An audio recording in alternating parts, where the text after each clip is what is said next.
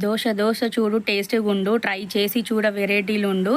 దోశలందు ఈ టమాటా దోశ వేరయ్యా, విశ్వధాభిరామ ఈ టమాటా దోశ ట్రై చేయరా మామ. హాయ్ ఫ్రెండ్స్, ఇప్పటికే అర్థమైపోయి ఉంటుంది టమాటా దోశ చేస్తున్నానని. ఫస్ట్ అయితే టమాటోస్ తీసుకొని గ్రైండ్ చేసుకున్నాను, ఒక 4 టమాటోస్.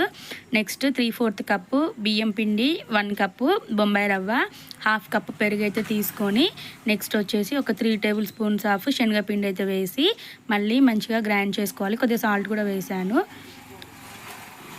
వేసి మళ్ళీ ఒకసారి మెత్తగా గ్రైండ్ చేసుకోవాలి. సో మీకు కొంచెం కన్సిస్టెన్సీ లూజ్గా కావాలి అనుకుంటే కొంచెం వాటర్ కూడా వేసుకొని మళ్ళీ ఒకసారి గ్రైండ్ చేసుకుంటే మనకి టమాటో దోశకి బ్యాటర్ అయితే రెడీ అయిపోయింది. సో మనకి బ్యాటర్ ఇలా ఉండాలి. సో చూస్తున్నారు కదా, ఈ కన్సిస్టెన్సీ ఉంటే మనకి దోశ బ్యాటర్ అయితే రెడీ అయిపోయింది.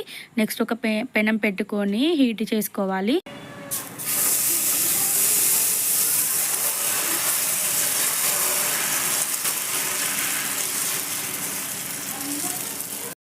పెనం మీద దోశ చూసారు కదా, పల్చగా చాలా బాగా వచ్చింది. నెక్స్ట్ దానిపైన వచ్చేసి ఆయిల్ కూడా వేస్తున్నాను.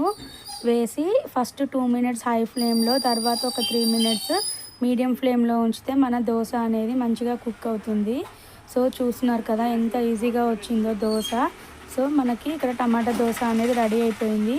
మీరు కూడా ప్రిపేర్ చేసి మీ ఇంట్లో వాళ్ళకి పెట్టి ఏమన్నారో నాకు కామెంట్ బాక్స్లో కామెంట్ చేయండి. And subscribe for more.